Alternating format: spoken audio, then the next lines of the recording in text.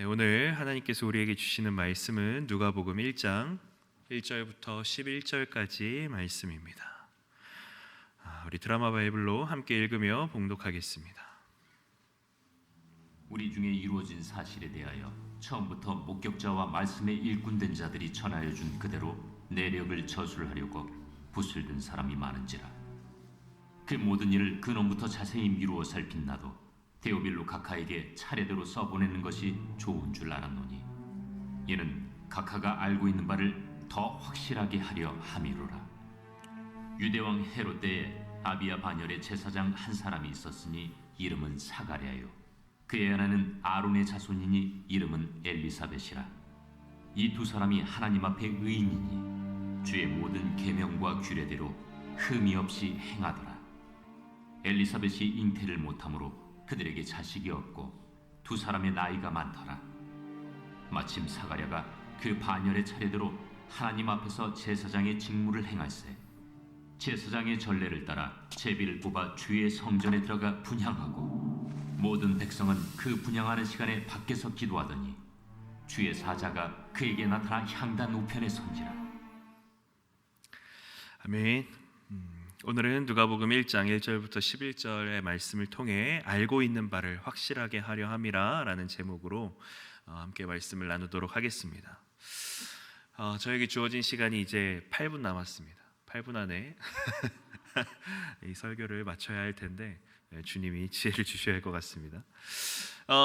오늘은 누가복음을 처음 시작하는 날입니다. 그래서 간단하게 이 누가복음의 배경에 대해서 설명을 해야 할 것 같습니다. 모두가 아시다시피 누가복음의 저자는 누가입니다. 이 누가는 예수님을 직접 보고 예수님의 사역을 직접 경험한 사람이 아니라 2세대 그리스도인입니다. 그러니까 예수님 이후에 신앙생활을 하면서 다른 누군가에게 예수님을 전해 들은 사람이죠.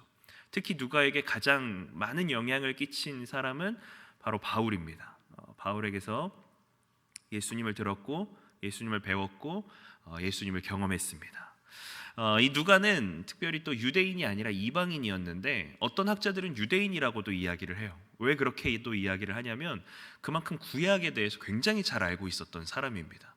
근데 헬라어도 굉장히 잘하니까 어떤 사람은 유대인이면서 헬라어 공부를 엄청나게 많이 한 사람이다라고 얘기를 하고, 또 대부분의 학자들은 이방인인데 구약에 대한 지식도 많이 알고 있었다 이렇게 이야기를 합니다. 우리는 누가를 이방인으로 알고 계시면 좋을 것 같습니다. 또 누가복음은 의사였습니다. 의사는 옛날이나 요즘이나 공부를 굉장히 많이 해야 되는 사람이라서 이 누가는 특별히 바울의 선교 여행에 많이 따라다니면서 그 바울의 선교를 많이 도왔던 또 사람이기도 합니다. 우리 마태복음 1장 1절부터 4절까지 말씀 같이 한번 읽어보겠습니다. 시작.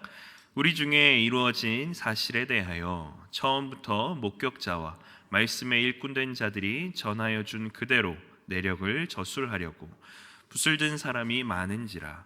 그 모든 일을 근원부터 자세히 미루어 살핀 나도 데오빌로 각하에게 차례대로 써보내는 것이 좋은 줄 알았노니, 이는 각하가 알고 있는 바를 더 확실하게 하려 함이로다. 네, 오늘 1절부터 4절까지를 보면 이 누가가 누가복음을 왜 썼는지가 나옵니다. 먼저 데오빌로 각하라고 하는 사람이 나옵니다. 이 데오빌로는 하나님의 친구라는 뜻을 가지고 있습니다. 그런데 이 데오빌로는 각하라는 표현이 사용된 것으로 봐서 아마 로마의 고위 관료가 아니었을까라고 생각이 듭니다. 그렇다면 여기서 로마 고위 관료가 왜 등장할까를 보면 이 데오빌로는 실명이라고 말하는 사람도 있지만 가명일 거라고 보통 생각을 합니다. 이 로마는 기독교를 믿으면 굉장히 박해하던 그런 모습을 취하고 있었기 때문에 아마 데오빌로라는 가명을 쓴 로마의 고위 관료가 이 누가에게 많은 어떤 재정적 후원을 했던 것으로 보입니다. 왜 재정적 후원을 했냐면 이 데오빌로는 예수님을 믿는 로마의 고위 관료였어요. 그래서 예수님에 대해서 알고 있었고 그 예수님에 대해서 들었습니다. 그런데 이제 겉으로 많이 이렇게 드러나게 활동을 했는지는 모르겠지만 누가에게 이 물질적 후원을 하면서 누가가 예수님에 대해서 자신에게 더 자세하게 무언가를 말해주기를 바랬어요. 그래서 누가는 데오빌로에게 받은 지원을 통해서 누가복음을 기록하게 됩니다.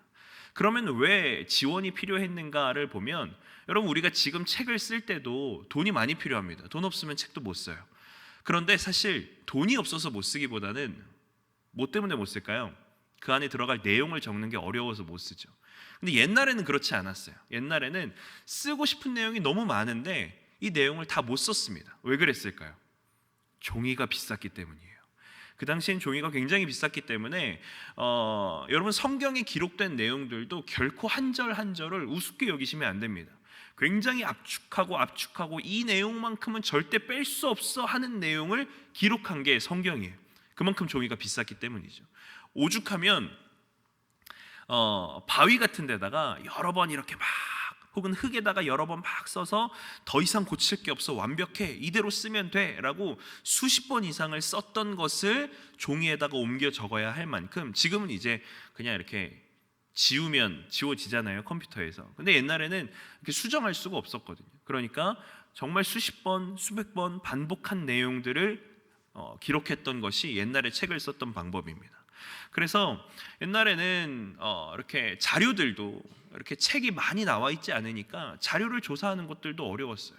그래서 누가는요, 이 누가복음 1장 1절부터 4절까지의 내용을 통해서 자기가 누가복음을 어떻게 기록했는지를 드러냅니다. 첫 번째로 이 누가복음은 모든 일을 근원부터 자세히 미루어 살피는 방식으로 누가복음을 기록했습니다. 무슨 말이냐면 이 어떤 방법이냐면, 첫 번째는 모든 일을 살피는 방식입니다. 모든 일을 살폈다는 건 뭐냐면, 이 누가가 처음부터 끝까지 어떤 것 하나도 빼놓지 않고 모든 자료들을 살폈습니다. 2절에 보면 그 당시에는 많은 사람들이 예수님에 대해서 이를 기록하기 위해서 붓을 들었는데 그 내용들을 하나도 빼놓지 않고 전부 다 살폈다는 겁니다. 두 번째 방법은 근원부터 자세히 살핀 방법입니다. 근원부터 살폈다는 게 뭐냐면은, 이 모든 복음의 시작인 예수님의 이야기를 가장 처음에서부터 기록했다는 겁니다. 그리고 자세히 살폈다는 거는 이렇게 디테일하게 살폈다는 표현보다는 정확하게, 어떤 틀린 내용 없이 확실하게 살폈다는 표현입니다. 세 번째는 차례대로 기록했습니다. 차례대로 기록했다는 것은 역사적인 순서를 따라서 기록했다기보다는 독자가 이해하기 쉽도록 주제별로 잘 묻고 그리고 논리적으로 기록한 표현이라는 사실입니다.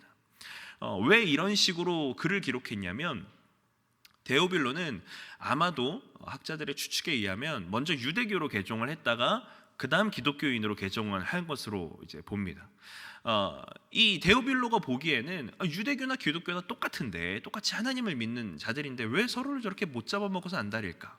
혹시 기독교가 이단과 같은 잘못된 집단이 아닐까? 이런 혼란 속에 있었을 때 이 누가가 그렇지 않습니다. 당신이 예수님을 알고 믿게 된 것은 하나님의 구원 계획에서 시작된 일입니다 라는 것을 알려주면서 이렇게 누가복음을 기록을 한 겁니다. 그래서 이런 내용들을 이렇게 기록을 하면서 이제 5절부터의 내용들을 보는데, 우리 5절부터 7절까지 말씀 한번 읽어보도록 하겠습니다. 시작. 유대왕 헤롯 때에 아비야 반열에 제사장 한 사람이 있었으니 이름은 사가랴요, 그의 아내는 아론의 자손이니 이름은 엘리사벳이라. 이 두 사람이 하나님 앞에 의인이니 주의 모든 계명과 규례대로 흠이 없이 행하더라. 엘리사벳이 잉태를 못함으로 그들에게 자식이 없고 두 사람의 나이가 많더라. 여러분, 이 세례 요한의 출생 배경에 대한 기록은 누가복음에만 기록되어 있습니다. 어떻게 그게 가능했냐면, 누가는 예수님을 직접 경험한 사람이 아니잖아요. 누가는 실제로 아마 그 지방에 찾아갔을 겁니다. 그래서 이 일을 경험한 사람들에게 묻고 인터뷰해서 이 내용을 알아냈을 겁니다.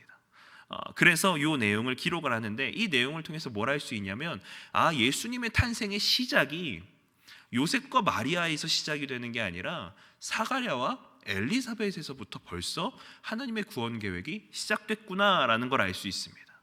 그 당시에 사가랴와 엘리사벳은 하나님 앞에 의인이었고, 그가 하나님의 말씀과 규례대로 잘 지켜 행하는 사람이었는데 문제가 하나 있었습니다. 그게 뭐냐면 아이가 없었다는 거예요. 옛날에는 불임인 사람은 신의 저주를 받았다라고 할 만큼 사람들이 굉장히 불쌍하게 여기는 게 아니라 악하게 여겼습니다. 왜냐하면 저 사람이 하나님 앞에 죄를 지었기 때문에 그가 하나님께 저주를 받아서 아이를 못 낳는 거야, 이렇게 생각을 했던 거죠. 그러니까 사가랴와 엘리사벳은 얼마나 많은 손가락질을 당했겠어요. 제가 앞에서 말씀을 전하면서 막 이렇게 있는데 알고 보니 제가 신의 저주를 받은 어떤 특별한 특징이 있어서 여러분들이 저를 보기에 앞에선 저러지만 뒤에 가서는 얼마나 하나님 앞에 악하게 행동하면 저런 벌을 받았겠어? 이런 오해를 많이 받았던 거죠. 근데 그런 오해를 받았음에도 사가랴와 엘리사벳은 하나님의 말씀 앞에서 떠나지 않는 사람이었습니다. 우리 8절부터 11절까지 말씀 같이 한번 읽어보도록 하겠습니다. 시작. 마침 사가랴가 그 반열의 차례대로 하나님 앞에서 제사장의 직무를 행할세 제사장의 전례를 따라 제비를 뽑아 주의 성전에 들어가 분향하고 모든 백성은 그 분향하는 시간에 밖에서 기도하더니 주의 사자가 그에게 나타나 향단 우편에 선지라. 아멘. 시간이 없어도 이 얘기는 해야 합니다. 굉장히 중요하기 때문이죠. 이 사가랴는 아비야 반열의 제사장이라고 합니다. 근데 이 아비야 반열이 뭔지를 잘 모르실 거예요. 그래서 이걸 설명을 드려야 이해가 좀 갑니다. 다윗이 솔로몬이 성전을 건축할 때 이 다윗이 아론의 후손을 24개의 반열로 나눕니다. 그래서 24개의 반열로 나눈 이 제사장들을 1년에 2번씩 돌아가면서 성전의 일을 감당하게 했습니다. 근데 당시 예루살렘 성전에서 사역하던 제사장은 총 1만 8천 명이었거든요. 그러니까 1만 8천 명을 24개의 반열로 나누면 한 반열당 한 750명 정도의 제사장이 이렇게 나뉘어집니다. 그럼 이 750명의 제사장이 오늘 우리가 읽었던 말씀처럼 제비를 뽑았습니다. 제비를 뽑아서 성전에 들어가 하나님 앞에 분향하는 업무를 했는데 제비에서 뽑히지 못하면 제사장이지만 평생 성전에 들어가 하나님 앞에 분향하는 이 업무를 한 번도 하지 못하고 죽는 경우도 있었다고 해요. 그러니까 지금 이 사가랴는요, 우리로 따지자면 총회장이나 노회장 이렇게 굉장히 그 자신의 그 제사장 커리어의 최고봉을 달리고 있었던 그때입니다. 그런데 그때에 하나님의 사자가 나타났다는 거예요. 우리는 성경을 읽으면서 이제 천사가 많이 등장하니까 그냥 천사가 나타났구나 싶지만 사실 이건 굉장히 의미 있는 사건입니다. 왜냐하면 옛날 유대인들은 천사들이 성전 안에서 산다고 생각을 했어요. 그런데 요아스 왕이 제사장 여호야다의 아들 스가랴를 성전 뜰 안에서 죽인 이후부터 제사장들은 더 이상 천사를 성소에서 보지 못했습니다. 그런데 지금 성소에서 천사가 사가랴에게 모습을 드러낸 겁니다.